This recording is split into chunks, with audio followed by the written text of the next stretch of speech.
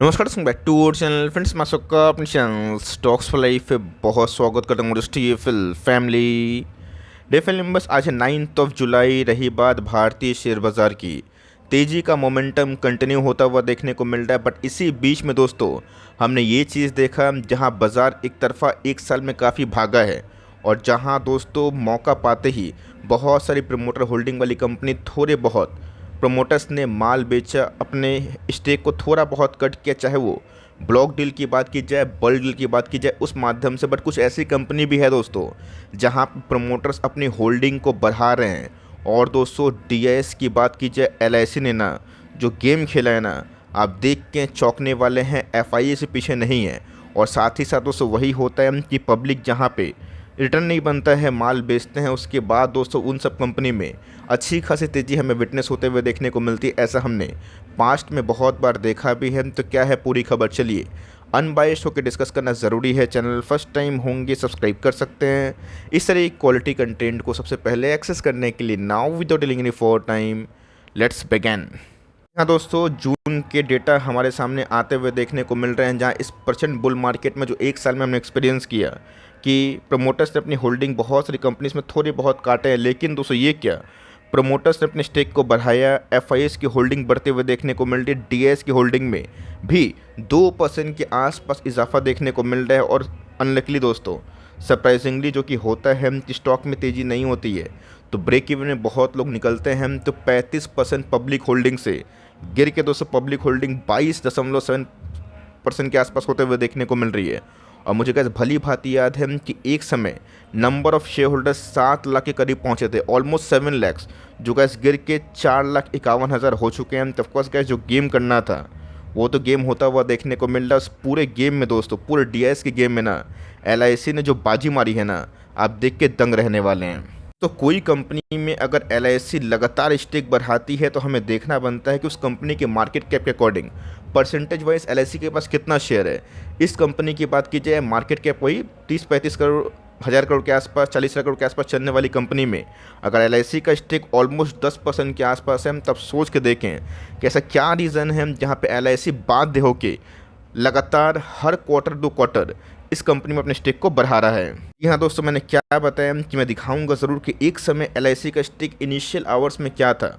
और वहाँ पे दोस्तों मैंने क्या बताया कि 35% की पब्लिक होल्डिंग 2022 में इस कंपनी में हमें देखने को मिलती थी, जहाँ पे डीआईएस का स्टेक मात्र 10% के आसपास था, जो कि बढ़ के 21% होता हुआ देखने को मिल रहा है। पब्लिक होल्डिंग को छोड़ के प्रमोटर होल्डिंग में भी गाइस 4% के आसपास इजाफा है। और नंबर्स ऑफ शेयर दोस्तों जो एक समय ना 7 लाख के आसपास पहुंचे थे, उसमें गिरावट होके वो आंकड़े हमें 4.5 लाख के आसपास देखने को मिल रहे हैं। तो आप देख सकते हैं कि जहां पे इस कंपनी का खराब टाइम हेडविंड्स आना शुरू हुआ ना, मार्च 2022 से एलआईसी का स्टेक कितना हो चुका है दोस्तों। मतलब ये ह्यूमंगस वे से एलआईसी ने अपने स्टेक को बढ़ाया। मतलब इसका ये संकेत है कि खराब टाइम में ऐसे बहुत सारे निवेशक हैं जो फंसे थे, ट्रैप हुए थे, वो शायद निकल गए होंगे या फिर निकलने की कोशिश कर रहे हैं। बट पीछे से जो मजबूत हैंड्स हैं वो पूरा दोस्तों लूटमार कर चुके हैं।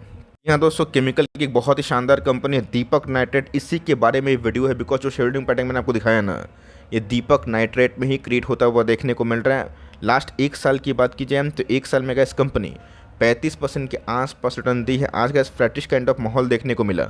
भले ही दोस्तों रिटर्न्स की बात की जाए वो प्लस माइनस तो होंगे, लेकिन एक चीज़ तो है, जहाँ वीक हैंड्स का सफाया होता है ना, उन सब कंपनीज़ को बहुत ही क्लोजली मॉनिटर करने की आवश्यकता होती है कि कैसे जो कमज़ोर हैंड्स हैं वो ख़राब टाइम में अपने स्टिक्स को बेच के अच्छे टाइम का वेट करते हैं। और दोस्तों हमें ना यही उल्टा करना होता है, तब जाके लॉन्ग टर्म में आपको अच्छे खासे पैसे बनते हैं। देखा गया ऑफकोर्स का भले ही कंपनी अपने टॉप को 2021 से ये ब्रेक नहीं कर पाई लास्ट 5 ईयर्स में, लेकिन दोस्तों अगर आप 3-4 साल के परफॉर्मेंस को छोड़ देना, इस कंपनी ने बार बार डिप में हमें खरीदने का बहुत बार मौका दिया। कंपनी बहुत बार 2000 के बिलो आई थी।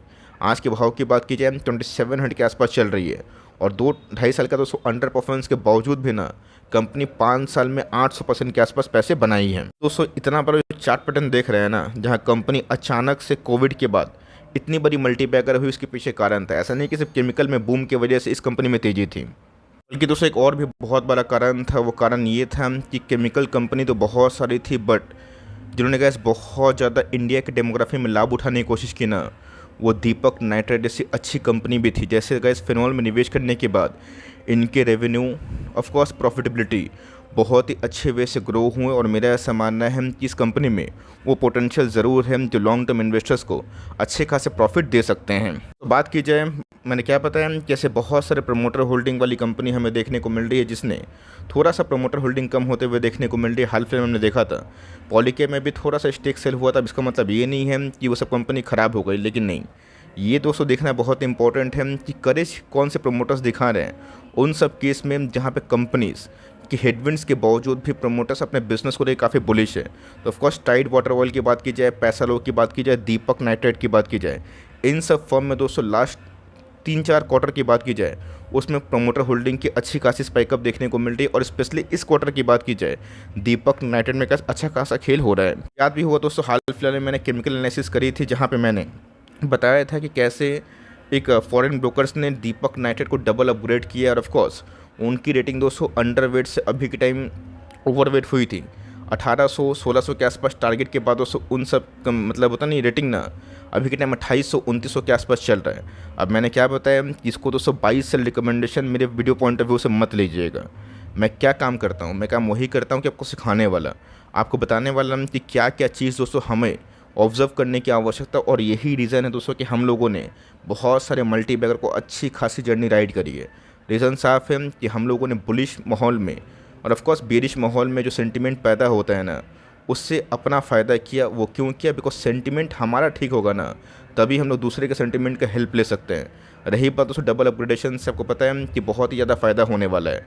और साथ ही साथ ये भी है कि 2028 तक इनकी बेस रेवेन्यू डबल होने की संभावना है। दीपक की बात की जाए बहुत ही फाइन क्लास वाली कंपनी, आप बोलेंगे वेट सर बहुत सारी अलग कंपनी भी है, SRF, लक्ष्मी ऑर्गेनिक, इन सब में क्या करें, सारे के सारे केमिकल्स कंपनी को होल्ड करें, टाइम दें। बिकॉज मेरा ऐसा मानना है कि जो प्रोपोर्शनल जो रेट होता है दोस्तों GDP का ना वो केमिकल का सीधा होता है। अगर GDP राइज करेगा तो केमिकल्स में भी अच्छी खासी तेज़ी बनते हुए देखने को मिल सकती है। तो बेसिक इंटरमीडिएट में फाइन एंड स्पेशलिटी केमिकल की बात की जाए, फिनोलिक्स की बात की जाए, ये गैस आज की कंपनी ने ही अगर आप ठीक से देखें तो कंपनी कम से कम 50 साल पुरानी आपको दिखाई दे जाएगी। प्राइस की बात की जाए तो वही दोस्तों साइज 36,873 करोड़ के आसपास की मार्केट कैप है।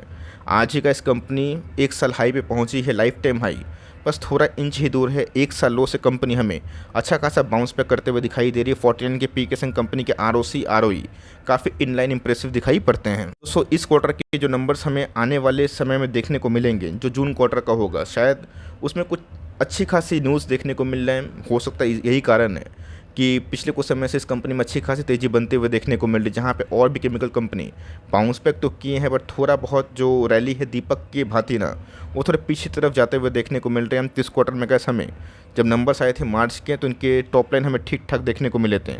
ऑपरेटिंग प्रॉफिट भी गाइस ट्रिपल सेंचुरी को क्रॉस किया था। प्रॉफिट बिफोर टैक्स की बात की जाए 350 करोड़ और नेट प्रॉफिट की बात की जाए हमें 250 करोड़ के आसपास देखने को मिल रहे थे। ये उस केस में जहाँ पे कंपनी में बहुत सारे अप्स एंड डाउन्स हुए, उसके बावजूद भी कंसिस्टेंट परफॉर्मेंस के संग कंपनी बहुत अच्छा काम कर रही है। सेल्स की बात की जाए तब देख सकते हैं कि ईयरली सेल्स में भी गैस हमें कंपनी में ना इजाफा ही देखने को मिल रहा है। बट 2023 और 24 का साल केमिकल्स के लिए उतना अच्छा नहीं हुआ जैसे कि हमने बहुत सारे लाइक इंडस्ट्री में भी देखा था। हम जैसे ऑटो सेक्टर 17 से लेकर 20 तक एकदम परफॉर्म नहीं कर रहे थे और 20 के बाद दोस्तों मानो आँख से लग गई। 4 साल से ऑटो कंपनी एक तरफा भाग रही है। तो ऑफकोर्स सबका कैसे एक साइकिल आता है।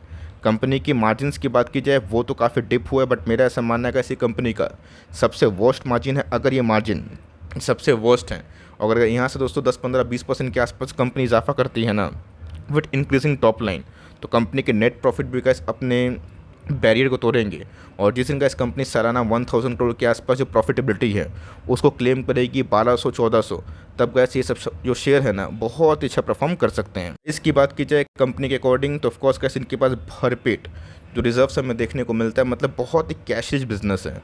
और दीपक नाइट्राइट की बात की जाए इनके प्रोमोटर्स ने कहा सही में रीस्ट्रक्चरिंग की है और जिसका फल ये हुआ है ना कि कंपनी के अंदर रिजर्व्स का भंडार देखने को मिल रहा है जो अभी के टाइम ऑलमोस्ट 5000 करोड़ के आसपास देखने को मिल रहा है। बोरिंग्स की बात की जाए ना के बराबर है, जो कंपनी इसको आराम से मैनेज कर सकती है। प्रोमोटर होल्डिंग तो मैंने आपको पहले ही दिखा दी है कि कैसे LIC ने पूरा खेल खेला और जो भी 200 माल लाइक पब्लिक द्वारा बेचे हुए देखने को मिले वहाँ पे कैसे LIC ने प्रमोटर से खुद ही उसको एब्सॉर्ब कर लिया। कहाँ 35% की होल्डिंग गिर के 22% के आसपास, मतलब 10% तो कैसे LIC ऐसे ही खा गया, और जो बचा कुचा था उसमें कैसे प्रमोटर्स ने हाथ साफ कर लिया।